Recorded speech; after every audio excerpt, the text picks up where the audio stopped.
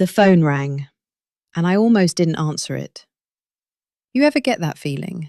Like something small, something ordinary, is about to tilt your entire world off its axis. I should have trusted it. Before we continue, please hit the like button, subscribe to the channel, and turn on the notification bell for updates. My name is Elowyn Veer. I'm 71 years old, and I don't scare easily. That's what I used to tell people. After raising a daughter, after burying her, after becoming everything to my granddaughter, fear becomes a luxury you don't have time for. But that afternoon, something in my bones shifted. The house was quiet, too quiet, even for a sick child. Mira, my granddaughter, 9 years old, was upstairs in bed, feverish, pale. I'd checked on her not 10 minutes before, tucked the blanket under her chin, brushed her hair back. She was home. I knew she was. So when I saw the school number flashing on my phone, I frowned. But I wasn't worried. Not yet. "Hello?" I answered. There was a pause. Not long, but long enough. Then her teacher's voice came through, tight, controlled. "Mrs. Veer, is Mira at home today?" I let out a small breath, almost amused. "Yes, she's unwell. I called her absence in this morning." Silence. Not the kind where someone's checking notes, not the kind where a call drops. This was different, heavy. Then, quieter, almost a whisper, Miss Halden said, "That's not possible." I straightened in my chair. "I'm sorry?" "She's here," she said. "She's sitting in my classroom right now. She hasn't left all day." My fingers tightened around the phone. You tell me, what would you have done in that moment? Laughed it off? Assumed a mistake? I didn't. Because right then, I heard it. A soft creak from the hallway upstairs, followed by slow, careful footsteps. Not the restless shifting of a sick child. No. These were deliberate, measured. Coming closer. "Mrs. Veer?" Miss Halden whispered. "Are you still there?" I didn't answer because something had stopped just behind me. Close enough that I could feel it. Then, a small voice, right over my shoulder. "Grandma?" I froze. "Who are you talking to?" Two places at once. Tell me, how does a mind like mine make sense of that? Slowly, carefully, I turned around. And there she was. Mira, standing in the hallway just a few steps behind me. Same small frame, same soft brown hair falling unevenly over her forehead. Same pale skin from the fever she'd had that morning. Same pajamas. For a moment, just a moment, I almost laughed at myself. Of course she was here. Of course she was. But my hand was still gripping the phone. And on the other end, her teacher was breathing, waiting. "Mrs. Veer?" Miss Halden said again, her voice tighter now. "Please tell me, are you certain Mira is at home?" I swallowed. My eyes never left the child in front of me. "Yes," I said slowly. "She's right here." Mira tilted her head, not confused, curious. "Why does she sound scared?" she asked softly. A chill slid down my spine. I hadn't put the call on speaker. I hadn't said anything that would explain that. Behind my ribs, something began to tighten. "Miss Halden?" I said carefully. What is Mira wearing? There was a pause. Papers shuffled faintly. A blue cardigan, she replied, and jeans. She answered attendance this morning. She's been here the entire time. My eyes dropped, just for a second, to the girl in front of me. Pyjamas. Thin. Faded. The same ones I'd seen earlier. Two realities, both insisting they were true. I forced a smile I didn't feel. Mira, I said gently. Come here, darling. She stepped closer, slowly. Each step, just a fraction too measured. Can you tell me what we had for dinner last night? I asked.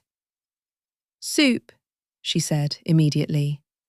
You burned it a little, but you said it added flavour. That was true. Every word. On the phone, Miss Halden spoke again, her voice shaking now. She just raised her hand, she said. She's answering a question. My breath caught. At the exact same moment, the mirror in front of me smiled.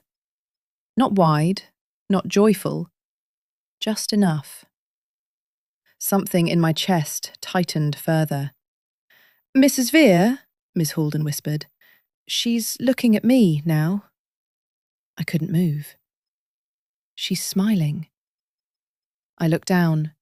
The girl in front of me. She was smiling too. Exactly the same way. Two identical smiles. Perfectly still. Perfectly wrong. I ended the call without another word. Because whatever was happening, whatever this was, it wasn't something a phone conversation could solve. The house felt sealed, like the air had thickened. No distant cars, no ticking clock, no hum of electricity. Just me and her. Mira, I said, keeping my voice steady. Come a little closer. She didn't move. Not at first. Instead, she studied me. Not like a child looks at a grandparent, but like someone trying to figure something out. Then she asked, Do you want me to be the one from school, or the one from here? My stomach dropped. That's not confusion. That's choice. What do you mean? I asked. But she didn't answer. She just started walking toward me, slowly, too smoothly. Each step gliding into the next, like she was remembering how walking worked instead of actually doing it. That's when I noticed it. Small things, easy to miss. Her blinking, just a second too late. Her voice, missing warmth like it was copying tone instead of feeling it. And her shadow. It didn't quite match her feet. I stepped back, instinct, pure instinct. I'm going to call the school again, I said, more to myself than to her. My fingers fumbled as I dialed. Busy. Of course it was busy. Behind me, I heard her stop moving. You're shaking, she said. I didn't respond. Instead, I reached for the old photo album on the side table. I don't know why. Maybe I needed something real, something that couldn't lie. I flipped it open. Pictures of Mira. Birthdays, school plays, little moments, frozen in certainty. She leaned in beside me. Close. Too close. Her eyes moved across the pages, not with recognition, but curiosity, like she was studying a stranger's life. My chest tightened. That's when the phone rang again. I snatched it up. Mrs. Vere! Miss Halden's voice was frantic now. She just left. I don't know how. We didn't see her walk out. She's gone. Silence filled the space between her words. Behind me, the girl went completely still. Then, softly, "She's coming back," she whispered. Before I could react, a knock hit the front door. 3 slow, deliberate knocks. I froze. Every instinct screamed at me not to move. Behind me, her voice came again. Calm, certain. "Now there's 3 of us." 3 of us. Let that settle for a second.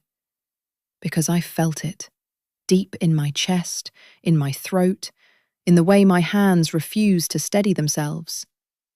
1 behind me, 1 at the door, and something unaccounted for. The knocking didn't come again. It didn't need to. I knew it was still there, waiting. Slowly, because anything faster felt dangerous, I stepped toward the front door. Each step sounded louder than it should have. The floorboards creaked like they were warning me. Behind me, silence. No breathing, no movement, just absence. I reached the handle, hesitated, then pulled the door open just enough to see Mira. Another Mira, standing on the porch.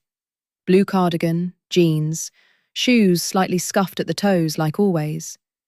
Her hair messier than usual, like she'd been running. Her face. That's what made the decision harder. She looked terrified. "Grandma," she said, breath catching. "Don't let it touch you." I turned, too fast. The hallway? Empty. Completely empty. The one that had been standing behind me? Gone. My pulse slammed against my ribs. I stepped back from the door instinctively, but the girl outside grabbed the frame. "Please," she said, her voice breaking now. "You have to let me in." I stared at her, studied her. Every detail mattered now. "Tell me what's happening," I said. Her eyes flicked past me, toward the staircase. "It watches," she said. "It learns first. It copies after." A cold weight settled in my stomach. "In class," she continued quickly, "I felt it, like someone was repeating me, half a second behind. Miss Halden noticed I wasn't answering right. Then I wasn't there anymore. Or I was, but something else was too." Her voice shook. "I ran. I didn't even remember how I got here." Upstairs. A creak. Slow. Heavy. Intentional. We both looked toward the staircase. Another step. Then another. Something was coming down. "I think it came here first," she whispered. "Before me." That explained it. The thing inside. It knew the house. Knew me. Knew enough to pretend, but not enough to be her. I stepped aside. "Get in," I said. She rushed past me. I shut the door hard, locked it, and then a voice drifted down from the staircase. Soft. Familiar. Wrong. "Grandma?" We both turned. "There you are." My blood ran cold, because now, both of them were in front of me, and something else was wearing her face. 3 faces, all hers, but only one of them, mine. I didn't move at first. I couldn't. My body had locked itself between instinct and disbelief. "Grandma," the thing on the stairs said again, tilting its head just slightly too far. "Why did you let her in?" Her voice. Perfect. But the tone. Empty. Beside me, the girl in the cardigan grabbed my sleeve, tight, trembling. "That's it," she whispered. "That's the one." I believed her. Not because she said it, because I felt it. You don't raise a child, don't love one, don't lose everything once already, and fail to recognize the difference between presence and imitation. "All right," I said quietly, forcing calm into my voice. "Let's settle this." Both of them watched me now, every movement, every breath. I turned slightly, just enough to face them both. "Mira," I said, "tell me about the night your mother braided your hair before your first school play." A pause. Just a second. But it was everything. The girl beside me answered first, voice cracking, eyes already glassy. She kept messing it up," she said. "And we laughed, and you said it looked like a bird's nest, and she told you to stay out of it." Her voice broke completely. "And she cried after I went to sleep because she thought I didn't notice." Silence. Then the one on the stairs smiled, delayed, measured.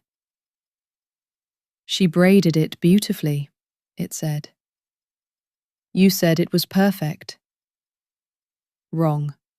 Not just incorrect. Empty. I didn't hesitate. I moved, grabbed the nearest door, the spare room beside the staircase, and shoved it open. "Inside," I said sharply. The thing didn't resist. It stepped down slowly, calmly, watching me, learning, always learning. The moment it crossed the threshold, I slammed the door shut and locked it. The handle didn't rattle. No banging, no screaming. Just stillness. Like it had already accepted the outcome. Behind me, Mira collapsed into me, shaking violently. I held her tighter than I had in years. "It's okay," I whispered. But I wasn't sure that was true. The police came. Of course they did. They searched the room, opened the door. Nothing. No broken window, no second exit, no trace. Just an empty space. Miss Holden called later, her voice strained. Said 2 other students had started acting strange that same week. Small things, delayed responses, wrong answers. The school never filed anything official. What would they even write? Weeks passed. I installed cameras, new locks, alarms. Mira doesn't sleep alone anymore. And me? I don't trust quiet houses anymore. Not after that night. Not after what I saw. Because last evening, I reviewed the hallway footage. Just routine, just to be sure. And there she was, Mira, standing in the hallway at 2:13 a.m., staring directly into the camera. Only, I had just checked on her. She was asleep in bed. I replayed it 3 times. Same result. So I walked to her room, opened the door, and there she was. Exactly where she should be. Breathing softly. Peaceful. I went back to the screen, paused the footage, looked closer. And this time, I understood something I hadn't before. It doesn't rush. It doesn't force. It waits. It studies. And sometimes, it doesn't need to replace you. It just needs to stay close enough to try again. That's why the cameras stay on. That's why the doors stay locked. And that's why, every single night, I make sure I know exactly where my granddaughter is. Because now I understand what actually happened. It didn't fail. It learned. And we were just the first test it didn't quite pass.